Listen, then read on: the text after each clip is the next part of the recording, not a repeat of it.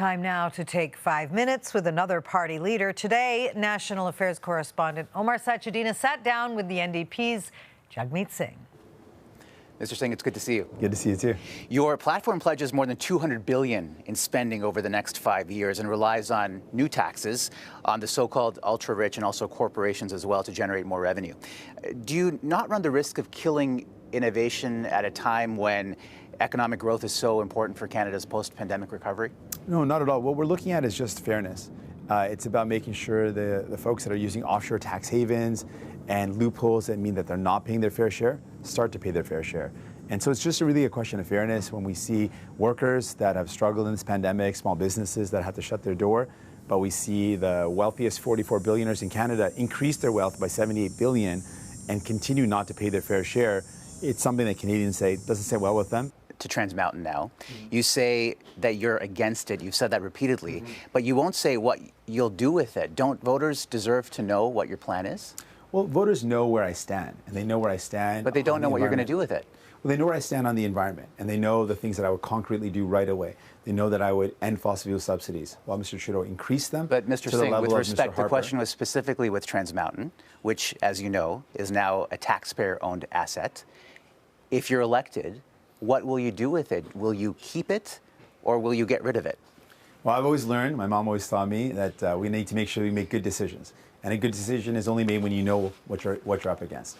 We don't know what Mr. Trudeau has done, and we don't know the situation. Until we're in government, we'll know that better. If you want to assess the decision whether to keep it or sell it, what's the criteria there? What will you be looking at? All the parameters involved with making a decision. What's in the best interest of Canadians? What's the state of the asset? What's the best decision possible we can take? I want to move on to Bill 21. This is an issue where, for you, the personal and the political really collide, right? If you were in Quebec, you would not be able to be a public prosecutor, even a teacher. The Liberals are at least open to intervening in a legal challenge. Are you? Well, what I've said about this bill is that it's being fought right now in court. It's a bill that's divisive, and I don't support those type of bills. But the question was very direct, Mr. Singh. Will you intervene? Are you at least open to intervening, or are you not? Well, my position is it's being fought in court right now, and it's important that it's fought in court. And as a lawyer, I know that these decisions can be very complex, and so I wouldn't assess anything before we know what happened. Is it racist? Looking for calling people racist or labeling things as racist is less important to me than actually getting the results. And the results for me would be a society where people belong, where we don't have police violence based on someone's color of their skin, where people are not being treated differently because of who they are. That's what I want to achieve. If you think this bill is discriminatory, then I don't think it is. It is. Then why are you not at least open to the possibility of challenging it legally? We'll see what happens with it. You know, I've seen a lot of court cases, and the results are very complicated, and the rulings can be very complex, and so we want to know what the results are.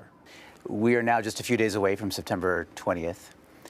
If it is a Conservative minority, and you hold the balance of power, will you work with that scenario? I'm going to flip that up, because I'm not going to accept defeat. I'm fighting to become Prime Minister. As Prime Minister, my goal is to tax the super wealthy. But which you've talked about, but the likelihood of that happening is not great at this point, right? But I'm not going to accept that frame. There are two front runners right now. If it is a Conservative minority, would you be willing to work with that government? It doesn't change that I'm not going to accept that frame. I'm running to become Prime Minister, and as Prime Minister, I would achieve what I promised to do, which is to invest in our childcare, to invest in solving the housing crisis, to invest in our health care, to tax the super wealthy. And I want Canadians to know they've got a choice. If they want these things to happen, you got Mr. Trudeau, who's all for show, says a lot of great things, all for show, but has protected the interests of the rich.